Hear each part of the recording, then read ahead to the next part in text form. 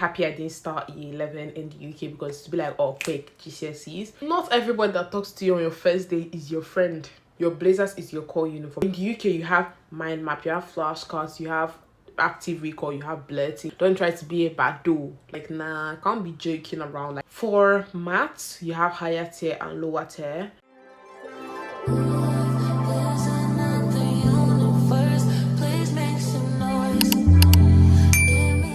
Hey guys, I'm Sonia and welcome back to Sonia's Logia. If you've been loving my videos so far, do not forget to like, subscribe, comment, do all the things they do on the channel. And you know what, you guys will keep on seeing videos upon videos upon videos. From the title of this video, I know you want tips and tricks for year 10 and year 11 as someone who has moved from another country to this country, or maybe you're just like looking for tips for year 10 and year 11. This is suitable for these two types of people, so keep on watching and know what I have to say. I know I am suitable for these two types of job because I obviously moved from another country to the UK starting from year 10 and then finished year 11, and now I'm preparing to enter college, so you might want to keep on listening. I just changed the position because I felt like the other one was giving me a bad look.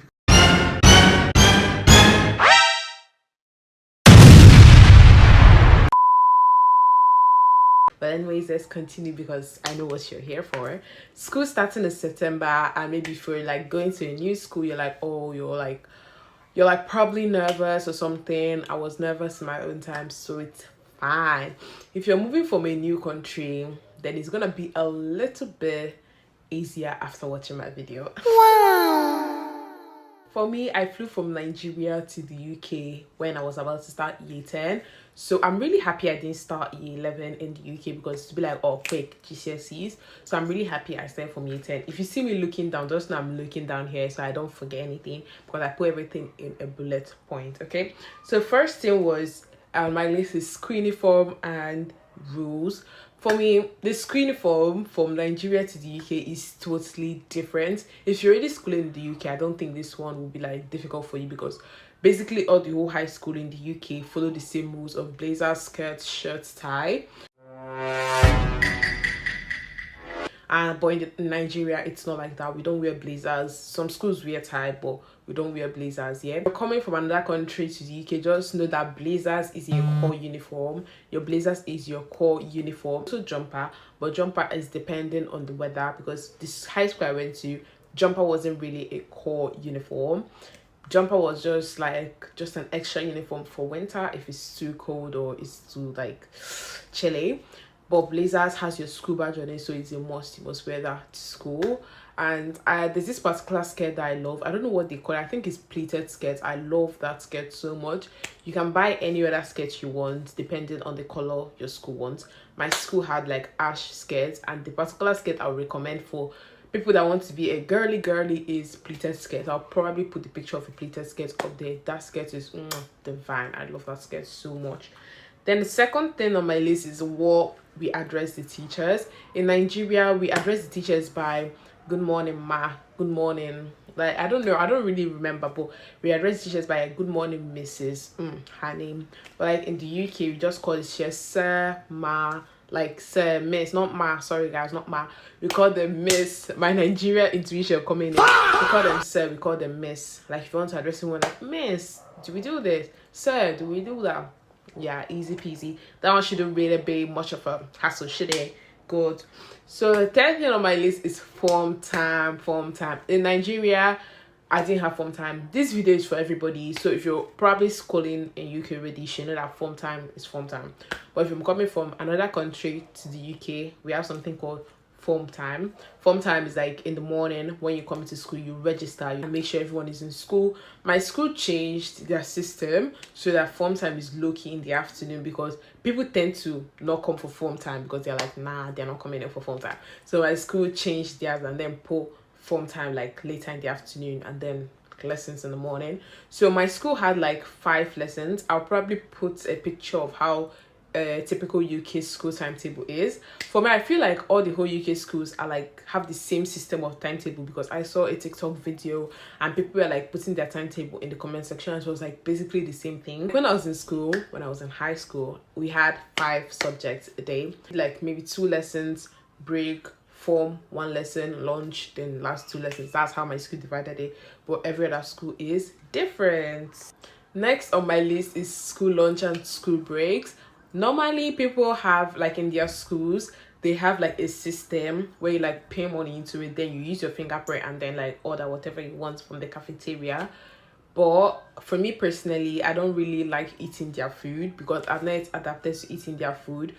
If you've not adapted to eating like your school food and you've come from another country, I really recommend bringing packed lunch with you. Like, come to school with packed lunch so that you're not like starving, because you might not really like the food they serve that day in the cafeteria. So just come with something like you like eating, because you'll be tired and hungry by lunchtime or break time. So the next thing I want to talk about is revision method. Me moving from Nigeria to the UK, it was really different. The way they revised, it was proper different, because in Nigeria it's just, yeah, read your textbook, read your handwritten note, bam, you're ready for your exam.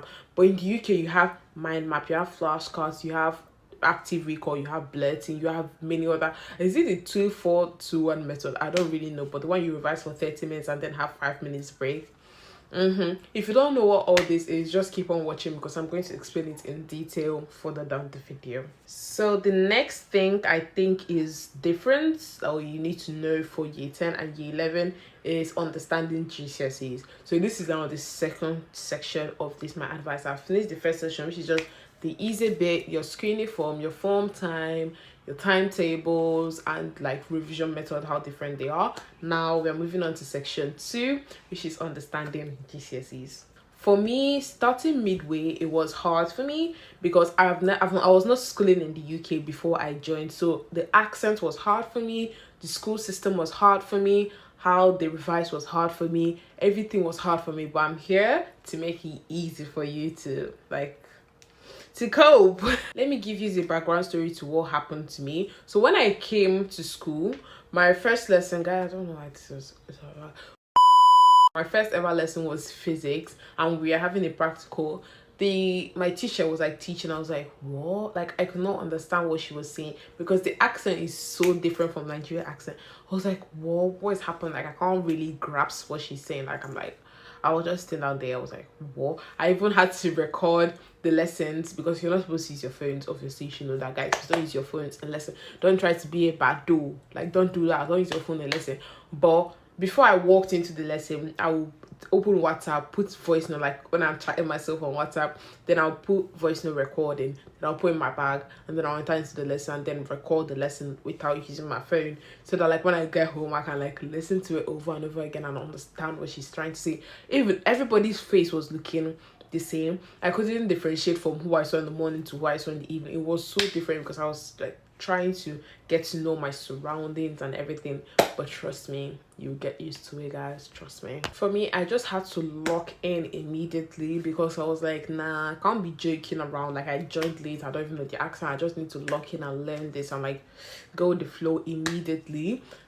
Another thing that was quite different from Nigeria to the UK, first was like the way they revise. Second thing that is different is their grading system.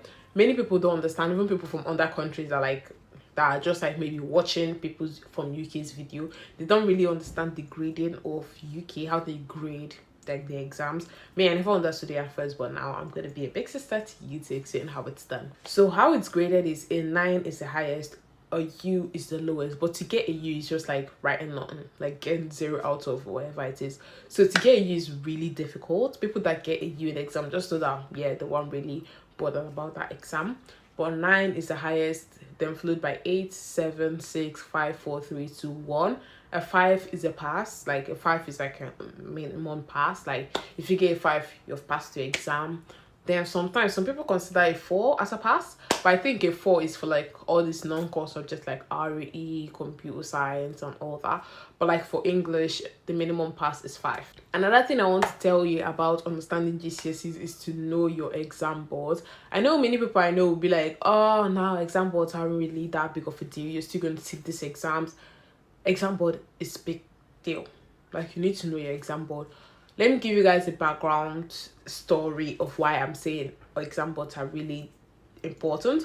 When I entered my school in the midway year 11, we were doing AQA maths, And for me, I was like, oh yeah, it's fine. Like we are rolling with that. But when we entered year 11, we changed from AQA maths to EdXL maths. So when we are now doing EdXL maths, when like maybe my teacher misprinted it and then printed AQA past paper, I tried to do the AQA past paper and it was hard.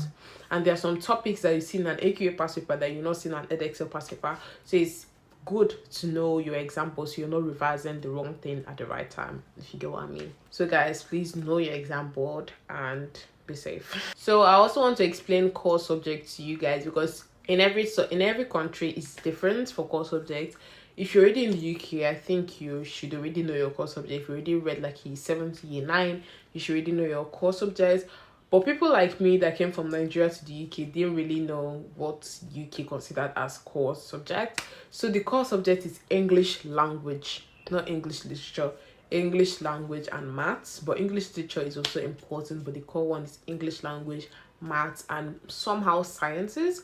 But like sciences is if you want to do science, if you want to continue doing sciences in college and university, that's when you consider sciences as your core subject. Like me, I want to do sciences in my A levels, so I consider sciences as my core subject. But if you want to do something like engineering or I don't know, or tech in the future, then computer science and then tech should be your core subject, if you get what I mean. But UK generally consider English language and maths to be the core subject. Like you can't enter college if you passed these two subjects. So, and one cultural shock that shocked me was in Nigeria, if you're an art student, you get to do RE and English literature. In Nigeria, we call it CRS instead of RE, which is like religious studies, something like that. Yeah. So in Nigeria, if you're an art student, you get to do RE and English literature, but science students don't do that.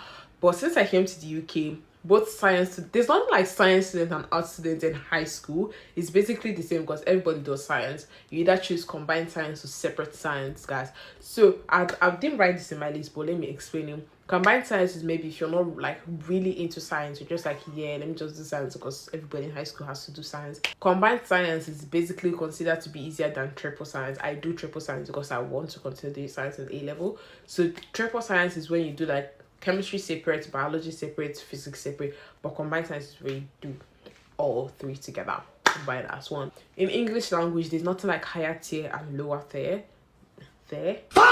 Yeah, guys, there's nothing like higher tier and lower tier. English language is basically for everybody. For maths, you have higher tier and lower tier. Tier, guys, anything, I mean tier. Oh my god. For English, there is no tier. It's like basically everybody does the same thing. Both language and literature, everybody does the same thing. For sciences, you have higher tier and lower tier. If you're doing combined science, you get to do only higher in everything. Or if you're doing foundation, you get to do foundation in everything, in the whole papers. Like I think it's 2 papers or is it 6 papers? I think it's 6 papers. You cannot like swap through tiers in paper 1 and paper 2. You get to do higher full or foundation full. If you're doing triple, you can like change. Maybe in biology you're doing higher, chemistry you're doing lower, physics you're doing higher. Do you understand the difference between combined science and triple science?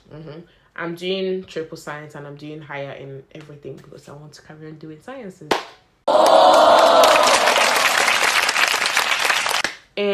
What other subjects? Computer science, there's no higher tier and lower tier. I do computer science, so there's no higher tier and lower tier. Everybody does the same thing at the same time. I also do food tech. These are like non-core subjects. Food tech is the same thing, no higher tier, no lower tier, just full on the same thing. What else? RE, full on, like there's no like higher tier and lower tier, it's the same thing, full on.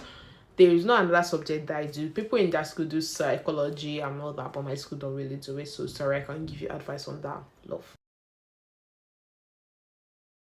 One thing I want to start off strong with is not everybody that talks to you on your first day is your friend. I'm sorry. It's the harsh reality. But not everybody that talks to you on your first day is your friend, or not any group that talks to you on the first day is considered to be your friend group. I learned that the hard way, guys. I learned it the hard way. Like, so basically, let me give you guys my story so you can understand how I learned the the hard way. So when I came to school, I was obviously a black girl in a predominantly white school because my school was like mostly white people. It was only two more black girls in my year. So it was like they're like seeing a new black girl, they're like, oh, who is that? Obviously everybody will be coming to you to like ask you, oh, what's your name? Are you lost? Do you want me to take you to your class? Everybody's being friendly.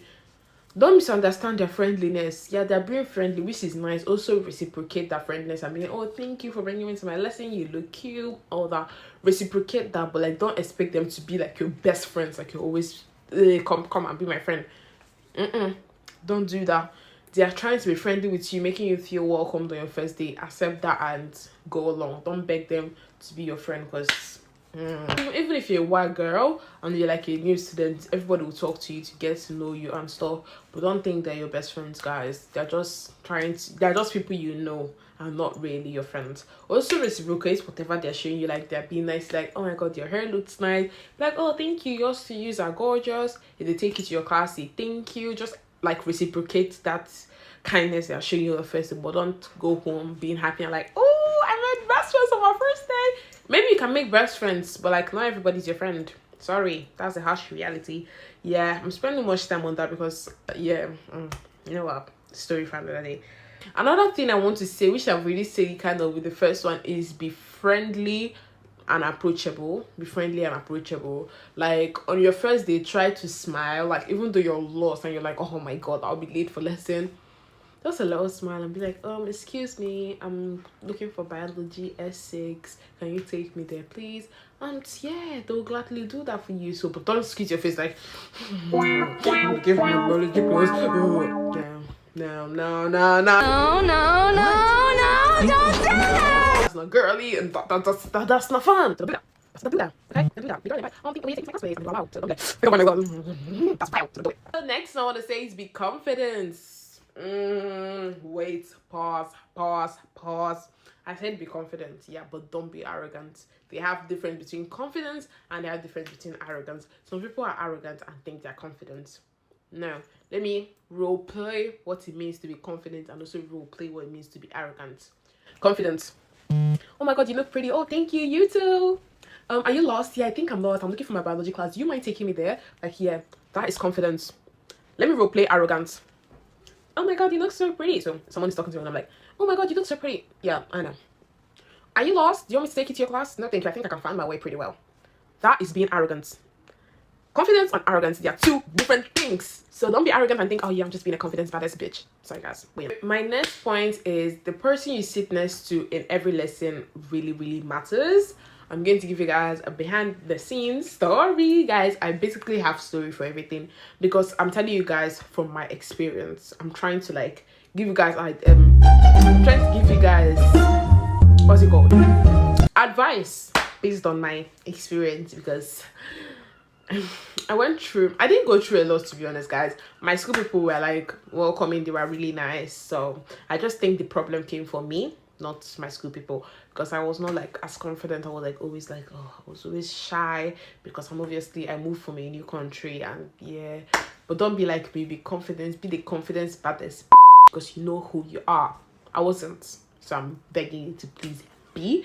But in college, I'm hoping I'm going to be more confident. The whole test studies I've gone for, trust me, I compliment people, they compliment me back. I'm like, oh, you look good. Yeah, so be confident. No one's gonna beat you up. They're your mate as well. You're 15, they're 15, so don't think they're better than you. Even though you don't have like the raining bag, the raining shoes, even if you don't know how to do your makeup, you just do lip come back from school. You are who you think you are. Okay, so be confident and be who you are. I've drifted, guys, sorry. Rewind back to what we were saying. So I was talking about who you sit beside in every So I wanted to say who you sit beside in every lesson really matters, and it really builds you. So I'm going to give you guys a story behind that. So my first my chemistry lesson, I was sitting beside this girl. Let's just call her Apple. I'm not really going to say her name on here. I'm not. So let's call her Apple. So my first lesson that we had a test, and then my chemistry was like, oh, do I think I can take this test? And I'm like, yeah, I think I can do it actually. So I took the test, and the test was like looking familiar with the things that I've been taught in Nigeria and all that. So I did the test, and I also got some help from my neighbor, guys. It was my first test, and I'm doing the first test. So I got help from her. She helped me in the exam and I helped myself in the exam. But like after the test, she got like a grade 9 and I got like a grade 7 in the test. So like me seeing her get in that grade 9, is what I was like, it gave me the motivation to actually revise and like actually, I because in my head I was like, damn, like that means everybody in this class is intelligent. Because from her I was like, damn, that means I'm lagging behind. If she's getting a grade 9, I'm getting a grade 7. That's like a good image to uphold in this class. So I worked hard and I was getting 9s in my mocks and everything. But little did I know that other people will also get to like grade 5. I'm not saying it's bad. And I'm not saying it's bad because I get grade 5 in English, while people are getting grade 9. Maybe they're not like science intelligent, but like if I sat beside them, I'll be like, oh, I even did better than you guys. So like, let me just chill out. Like, just how I mean. I'm not trying to insult anybody for any grades, but I'm like, if I sat beside people that were getting grade 5 and I got grade 7, it would make me feel overconfident. I'm like, oh, okay, I think everyone's good. We're just gonna chill out. Like, we got higher than others. If you get what I mean. Yeah, they get grade 5 is not a bad thing, but I'm just happy that I sat beside someone that got grade 9 that motivated me to keep on getting grade 9s. So if you sit beside someone getting grade 9, you're lucky. Use that to your advantage. Another thing I want to talk about is don't wait for year 11 to be don't wait to be year 11 to be organized. I know many people say this and you're like, nah, year 10 is like a time for me to chill out and just relax. Then year 11 I can do all this rush. I'm not telling you to start from year 10 and start doing a full-on 10-hour revision every day. Nah, that's not what I'm telling you. I'm just telling you, like in year 10, after each lesson, not each specific lesson, because I didn't do that, but like maybe if there's a topic that they thought that you didn't really understand in the lesson, you can go home, do independent reading and make sure you understand what the topic is about. Maybe end of topic test, if you didn't get something right, be like, oh, why didn't I get that right? These little things, they really make a difference. And like organizing your books, like maybe maths, English. I have like a folder for like each subject, so that if there's like any sheets my teachers are giving me, I just put them into like each folder so like it's organized and the whole sheet is not like everywhere. And following on immediately from that, do not slack off. Like if you're already organized now, love that for you. Don't slack off. Don't be like me, because when I came into year 10, I was like, oh, I locked in immediately, learning the accents, learning the timetable, learning the structure, how school is, learning from the apple I sat beside in chemistry. I was just like locked in. My first mock exam, I got like really high grades. I'm not trying to brag about that, but I'm just saying like the advantages of locking in and being organized. But like, I think after that, it got into my head a bit. And then I just slacked off. Like I stopped being organized. I lost track of everything. Then when it entered year 11, it was really hard for me to get back to where I was. Like, because I slacked behind like a lot. Like I stopped revising. Like I was like, nah, I'm just gonna chill out, bro. I'm just gonna like take a beat. Like I can't be bothered about this. And in year 11, I suffered for it. Because I had to go back and start beginning and start revising. Because I had to now go back from the beginning and start. Okay. So what I'm saying is start from year 10 and start being organized. Oh my god, guys, just ignore the dog. I need to finish this video. So what I'm trying to say is start from year 10 and start being organized. And when you start being organized, just flow on from that. Don't slack off and say, nah, I'm just gonna chill out and do what my other mates are doing. Have fun, go out with your friends, have fun, but like still be organized, guys. That's all we're asking for. This one is about the best revision resources to use. If you're coming from another country to the UK, I'm not sure you'll be familiar with these resources because I didn't use any of it in Nigeria or maybe people from other country, but like the ones I personally use, and I didn't spend one dime on any website or any app because I tend to download an app, use it for a few days and then get bored. So like I feel like if I buy an app, I will not really use it, if you get what I mean. So these revision resources I brought out was split into 3 different parts. It was split into the ones from Chrome, the one I get on websites, the ones on app, and then the YouTube. For the ones on Chrome, the 3 I recommend is BBC Bitesize, PMT, and Cognito. These are like the ones I use on Chrome. Like you go on Chrome, type in BBC Bitesize, computer science, maybe a topic like algorithm. then it comes out for you. Then use PMT as well. Oh, PMT is the real good. People don't emphasize how good PMT is. PMT, physics and maths tutor. That's the good. You can find past paper there. You can find mind maps there. You can find practice paper there. You can find like practice questions. I love that one. That was my go-to. PMT is my go-to. I use that every day and every night. I use that very, very well. PMT is like my number one. Like if you're to search for anything, if you say, okay, I need only one, PMT should be the one you have. And then the second one is Cognito. Cognito has a website on like Google where you can answer questions based on the topics you've watched on his YouTube video. And then the second one is apps. The apps I recommend you download is Gizmo. Gizmo is like a flashcard app.